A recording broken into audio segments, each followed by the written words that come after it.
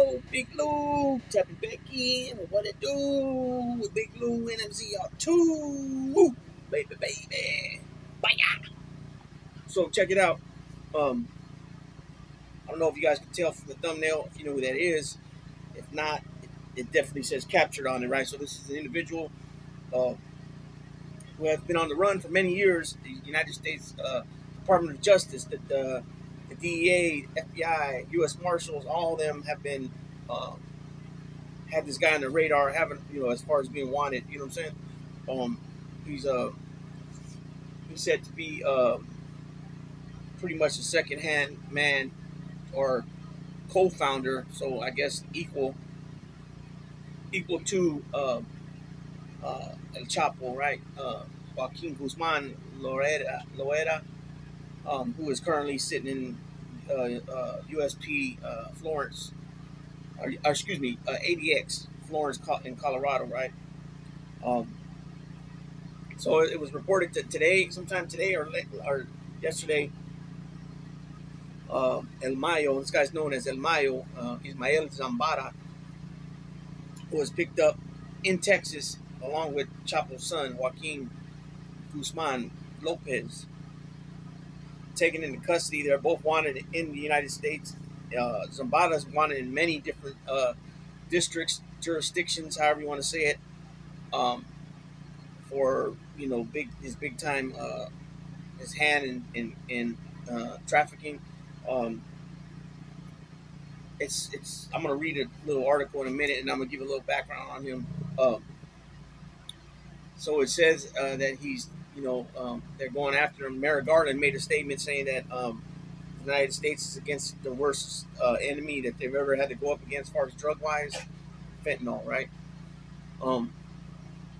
They also say that he's been wanted for decades, right? He's so compared to Chapo was more flashy, and Zambada and El Mayo was more, low key, under the radar, just living by his means, but at the same time stacking wealth, right? I mean, you're talking about.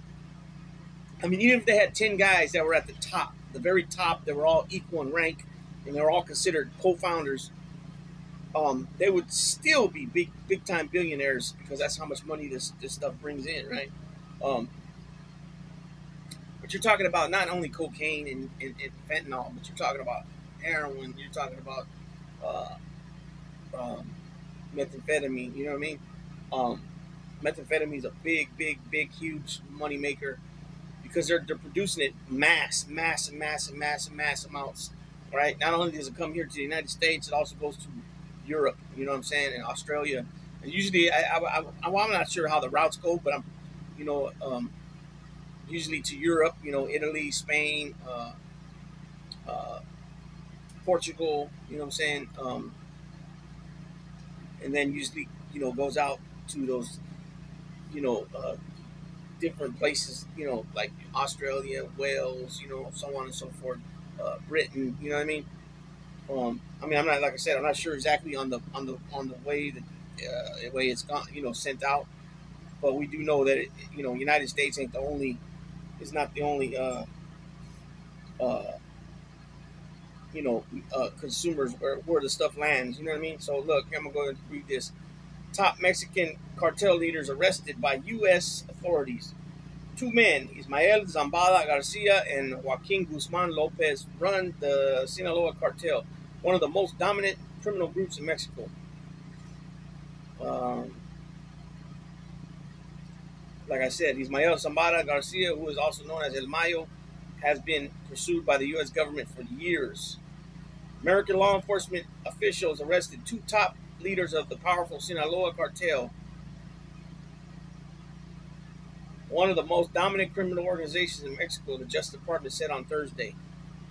The 2 operatives, Ismael Zambada Garcia and Joaquin Guzman Lopez, are among the most powerful drug traffickers in Mexico and command massive transnational cocaine and fentanyl businesses that move narcotics into the U.S., Europe, and elsewhere.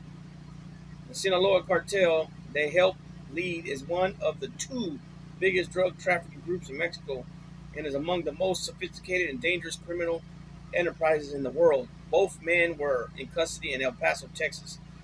So that's kind of nutty, right? I mean, in my opinion, for them to even come onto American soil, knowing that they're wanted, right? And with today's sophisticated surveillance, the technology of today of the surveillance and all that stuff, very taking a very taking a very big risk coming onto U.S. soil. You know what I'm saying? No doubt about it. Okay, fentanyl is the deadliest drug threat our country has ever faced. Attorney General Merrick Garland said in a statement. The Justice Department will not rest until every single cartel leader, member, and associate responsible for poisoning our communities is held accountable. Mr. Zambada Garcia is 76 years old, who is known as El Mayo, has been pursued by the U.S. government for years as the co-founder of the Sinaloa cartel and has been charged in several federal indictments stretching back more than 2 decades. So he's been wanted by them for longer than 2 decades, but 2 decades worth of indictments that have been made, presented to a grand jury against him, and came back with giving the Justice Department to go after him. Guzman Lopez is the son of notorious crime boss Joaquin Guzman Loera, known as El Chapo, and is said to have been elevated to a leadership role in the cartel along with his three other brothers after the extradition of their father to the U.S. in 2017. His brother Olvidio Guzman Lopez was arrested in Mexico and extradited to stand trial in Chicago in September. Joaquin Guzman Lopez is expected to appear in the coming days in federal district court in Chicago. It remains unclear at this point where Zambada Garcia will be prosecuted. Zambada has never spent time in jail, according to the U.S. government, unlike his top ally El Chapo, who was extradited to the U.S., convicted in Brooklyn federal court in 2019 and sentenced to life in prison on drug conspiracy charges. The arrest was a victory for the American federal investigators in the FBI, the Drug Enforcement the Drug Enforcement Administration, and Homeland Security investigations, which have for years been chasing the top ranks of the Sinaloa cartel. So, 2019, Chapo was 2017 he was arrested. 2019 he was extradited to U.S. like I just read, and then he was found guilty in 2019. Okay, 2019, President Donald Trump was the president, which was a big win for his administration and his Justice Department, right? I'm pretty sure the DEA falls under the Justice Department just like the FBI does. Nonetheless, it's still a federal agency, right? Federal entity. And now they arrest his partner who had been on the run for way longer than Chapo, and now this falls under Merrick Garland's lead at the Justice Department under President Joe Biden. So this is a big win, right? Let's see. They had captured Mr. Zambada Garcia extensively on wiretaps over the years and had come very close to apprehending him just before El Chapo was taken into custody. El Chapo cultivated the media and attained something of a global celebrity status. Mr. Zambada Garcia, by contrast, has always been the quieter and more old-school criminal figure. He has long been less flashy than Chapo, content to live a simple, almost rustic life in his compound in Sinaloa, known as El Alamo. Behind the scenes, Zambada Garcia, known as a pragmatist at heart, has been in communication with the U.S. federal officials for the last 3 years, at least, discussing the terms of his potential surrender, according to 5 people briefed on the matter. Zambada suffered a brutal public betrayal during El Chapo's trial. His own son testified for the prosecution, offering an explosive and detailed account of every aspect of the cartel's sprawling criminal enterprise. His son, Vicente Zambada Niebla, had been previously arrested by the Mexican authorities and extradited to the U.S. in 2010. At trial, Mr. Zambada Niebla demonstrated a remarkable mastery of the inner workings of the cartel empire, revealing how his father helped traffic tons through a vast network of smuggling routes and money laundering schemes. His father's bribery budget was as high as $1 million per month. Damn. And included payments to an army general and a military officer who once served as a personal guard to Mexico's former president Vicente Fox. Okay. So I think that's it on that one, on that article there. So just imagine that $1 million a month. That's American money to uh, Mexican officials to allow him to do things, you know, on the low, right? Or letting him get by with things, right? So $1 million a month, U.S. dollars. So to make you, I mean, what does that compute to? What does that compute in to Mexican pesos? Let's see.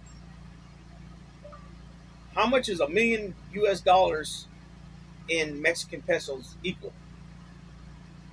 Let's see what it says. $1 million equals 18,420,600 Wow. Mexican pesos. So $1 million in 1 million in U.S. dollars equals 18.4 million in Mexican pesos. You see that? 18.45 million in Mexican pesos. So just imagine that every month up to $1 million. So he's giving out $18 million to Mexican officials every month, right?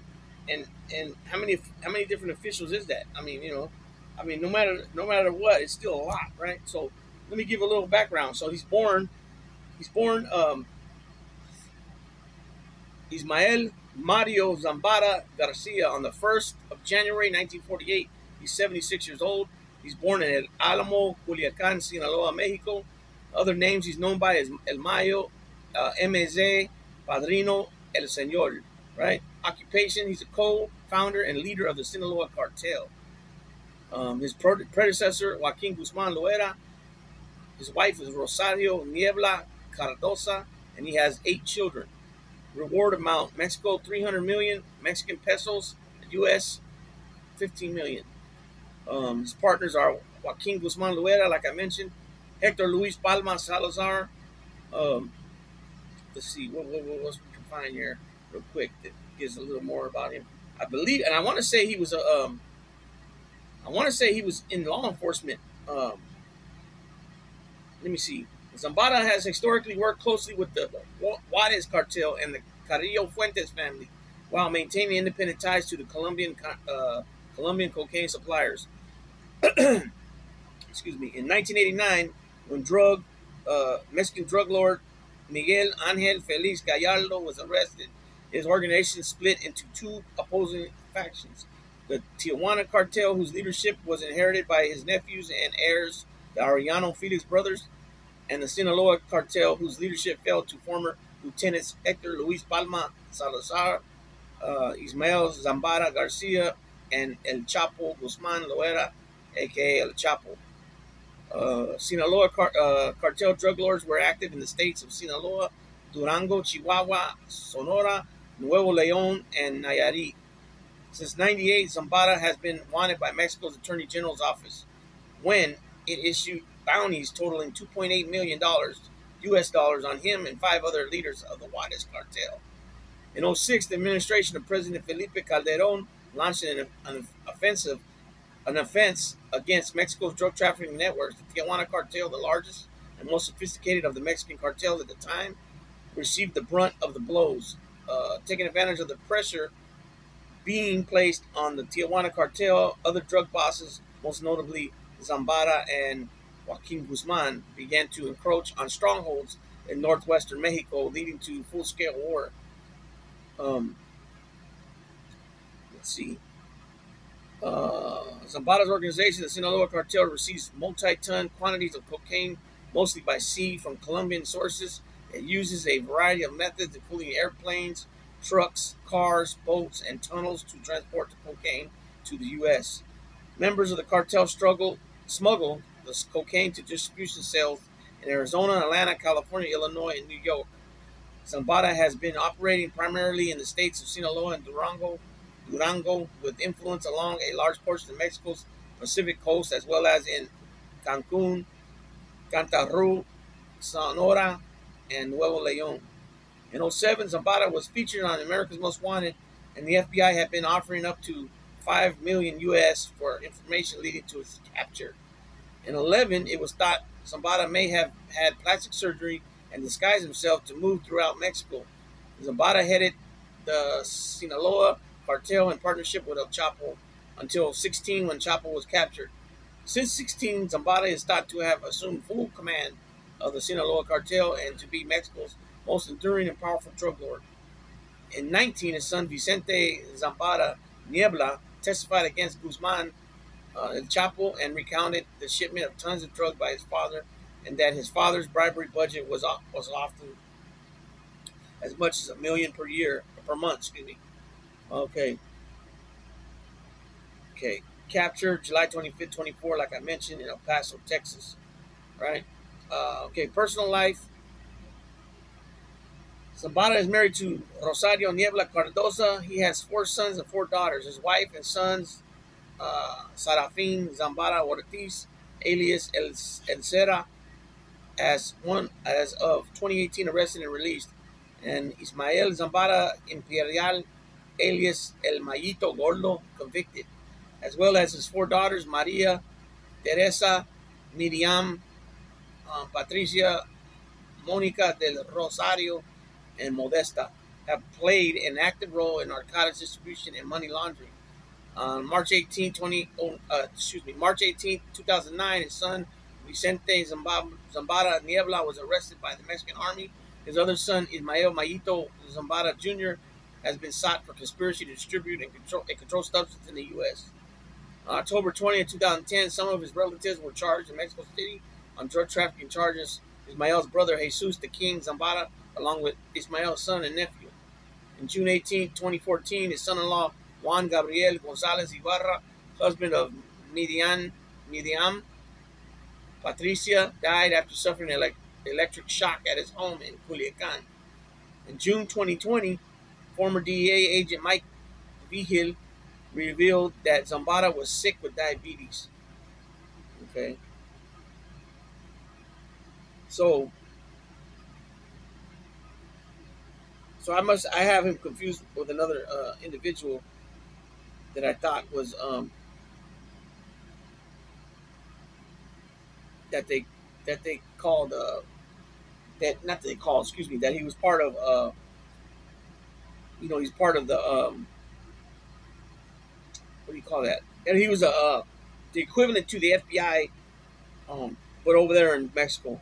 There's another individual that had ties to he had a job in the government as a federal, pretty much a federal investigator, federal agent, that is equivalent to the FBI here. That must be, I don't know, I can't think of who that was. I thought it was Mayo, but I guess I was obviously wrong. Nonetheless, these guys got things down to a T on how they run things, right? Okay, now compared to organizations here in the United States, I'm not going to go into the names of who and what. It's all obviously on a smaller scale, way smaller scale. These guys are international. These guys got things going on international, right? Therefore, they got chains of commands and all placed everywhere. They got like I said, it's very sophisticated. So they got a certain route. They got a certain, not a route, excuse me. They got a certain, they live by a certain concept, right? And a lot of them like to party and have live bands and in this culture a lot it's very it's become very how would I say, very obviously very popular to talk about, placing these guys up on a pedestal as traficantes, right? um it's part of the Mexican culture, man. It is what it is. So along with the music, la música banda, la música, they have certain bands that are invited that are from this area, so that therefore they only sing for this people, and that band sing for that people. That becomes somewhat of a war, right? They want to they want to attack certain people. Um, you know, the Jenny Rivera thing. I'm not really sure if that was from that side of the border or this side of the border when it comes to organizations and them wanting a certain cut of her career. I'm not going to go into all that about what names and all that. That's not what I'm about right here at What It Do with Big Lou. Um, but what I'm getting to is that what these guys do has been going on for years, dating back to, like I mentioned, Miguel Angel Gallardo, right? Miguel Ángel Feliz Gallardo, who was the main dude, right? At one time, he was a padrino, he was a cop. You know, he brought all these guys together. It was a big vision. He brought them all together as one from all the different areas in Mexico. And then when he got busted for the murder torture of the DEA agent, um, you know, everything, it kind of split up, and you had different factions that split up. Now, if you date back to back then, from what we read and what we've seen in certain documentaries and things, Chapo was like, he was, you know, he's part of leadership.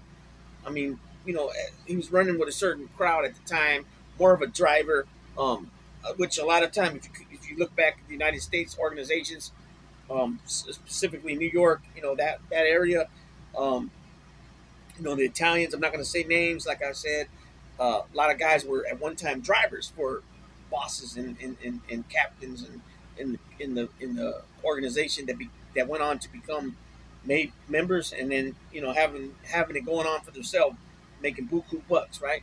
But the bucks that these guys are making, you know, in New York, uh, yes, they were making a lot of money. You know, when some of them passed, they were worth, you know, $100 million. Some of them upwards to $500 million if you were like Paul Castellano or Tommy Gambino. You know what I'm saying? Those type of names. Um, Al Capone, I'm not sure what he was worth when he died, but at one point he was worth a lot of money, right? Before he went to prison. Um, you look at somebody like John Gotti, you know, they were making upwards about a million, you know, a million to 5 million a month. You know what I'm saying? Which that's still a lot of money, but if you're just blowing it away on gambling and shit like that, you're not saving nothing. You know, you know, John Jr. said something about his dad. Made a comment one time. It's like, why is that guy saving money? What is he planning for? It's like, I would believe that every person that's involved with criminal activity always wants to save money because for a rainy day, right? Such as getting busted, having to go to prison, and you want to look after your family while you're locked up. So I never understood that part of what John Gotti supposedly said through John Jr., right? Okay, well, fast forward. These guys that we're talking about here are on a whole nother level, whole nother scale, whole nother world when it comes to stacking chips, right? Stacking money. These guys are international, right? So that means that they're not only are they dealing with other countries to get the product, right? Because it was for Colombians to get it from Colombia. You know, a lot of the stuff comes from Peru and Bolivia, and then to Colombia where they process it, right? From the cocaine leaves and all that. It was easier for them once they, you know, did their thing. For them, instead of them paying somebody to try to get it over here, it was easier for them to get it to Mexico, and then the Mexicans to get it to here. Yeah, that became a lot easier and a lot saved them a lot more money that way. I would like to say, you know, they didn't have to deal with airplane pilots and then captains with their own boats to pick up the stuff after it's dropped in the water, where they're easier to be picked off and easier to be watched by the authorities. I would imagine, right? Okay, so they're dealing with totally another country, even though they speak the same language. It's another totally country, right? Mexico's North America. Canada, United States, Mexico is North America. Then you got Central America right underneath North America. The only ones I would say that was involved with that was the Panamanians back then because of the Panamanian Canal, right, connecting Central with South America, and Noriega and the Contra and all that back in the 80s, right? But other than that, take away that, Central was really obsolete when it came to this operation, right? And then you had, of course, the South Americans, right? All those countries from Mexico down to South America, 95% of those countries speak Spanish, right? Probably a little higher than that because you just got Brazil speak Portuguese. Belize speaks, I don't even know what Brazil's, Belize speaks. There might be some French over there, maybe. I don't know. Nonetheless, um, Paraguay, Uruguay, all those places, puro español, that's what they speak over there, right? I don't care. Like a lot of people, I don't know if you guys know, but you can take a Puerto Rican, a Mexican, a Cuban, a Dominican, a Venezuelan, a Colombian, uh, uh, uh, uh, Argentinian, uh, Salvadorian. You know, you put them all in the room together, and a Spaniard. You put them all together in the room, they're going to talk, no problem, no problem. Right now, there's some words that are different. You know, some verb words. Some things like for example, banana, beans, cake, things like that, blanket, a ring. Those words are different, right? But they can't. It's not like they can't explain to each other what they mean. So they're going to be able to talk to each other 90, 95, 99% of the time, no problem. Ooh, smooth. Just like if you take somebody from New York and Alabama, California, Chicago, you put them in the room. Yeah, they got different accents, but they're speaking the same language. You know what I'm saying? And of course, just like with everything else, when you go certain places, they got certain slangs that mean something else, and those can be explained once they're talking, right? So no problem. So this international, you know, I don't know if you want to call it a phenomenon or what, but they got it going on, and it's been going on for a very long time. It's very, very, very sophisticated, and a lot of times what you notice is that a lot of these organizations is family ran, right? Because they feel just like the organization from back that started in Sicily, they feel that when you're blood related, uh, less likely to flip, right? Less likely to tell, more stronger bond, more stronger links with each other, right? And it's been proven to be true. But we do have here and there examples of family members rolling on another family. Just like I said, El Mayo's son, Vicente Zambara Niebla, he rolled on his dad, right? You got there's a few examples here and there. It's not seen much, but it happens. So that's why you see back in the day with Sicilians, cousins marrying each other. You know what I'm saying? First cousins marrying each other because their feeling is you keep that bond strong and less likely of exposing any of their business secrets, whatever, however you want to call it, right? And so there's some like I said, some examples where it hasn't worked out that way, but for the majority of it, it's been proven that it's strong, and that's the best way to go, I guess.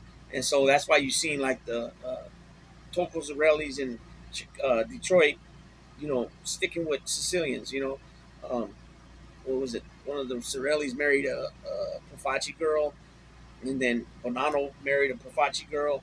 You know what I'm saying? So they felt that keeping it Sicilian, not letting Napolitans and Calabrese, marry into the family, or other than Sicilian, from the mainland Italy, not mixing. Even though we've had a lot of examples of families mixing with mainland Italian, southern mainland Italians, mating with and marrying and mating, having kids from Sicilian uh, clans, right?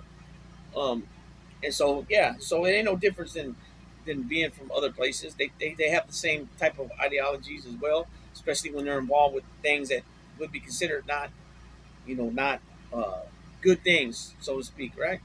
So, anyways, Zambada is busted. I don't understand the logic of coming to U.S. soil. I don't understand that. So yeah, it is what it is. Now he's in custody. He's not going to get out. He's not going to get out. He's going to end up being right over there in ADX, Colorado, with Chapo somewhere. I mean, they probably won't be around each other to talk, but that's where they put all the mainstream, the main gang leaders and the main organized crime leaders over there in ADX, Colorado, and that's where they'll remain until they pass away. And then at that time, family members can get their body and get the bodies can be released and they can bury them however they choose to do it. But that's what's next for these guys. I doubt, highly doubt, 1,000% that he's going to end up getting off somehow from this, unless there's some miraculous Harry Houdini type of deal, right? David Copperfield type of abracadabra, reach out and grab me type of, you know what I'm saying, uh, deal that 1 second he's here, and next minute he's gone. You know what I'm saying? You're talking the U.S. now. He's not in Mexican custody. There's cameras and surveillance everywhere. Not to say that like they don't know what happened to Jeffrey Epstein. The camera on the tier, went out. So you can speculate and come up with theories on all that. But I don't think Ismael El Mayo Zambara Garcia is going to be getting out. He's 76 years old. Um, how much longer does he got to live? You know what I mean? I don't know how good his health is. They say he got diabetes, so we'll see what happens. So with that being said, Big Lou tapping out, baby.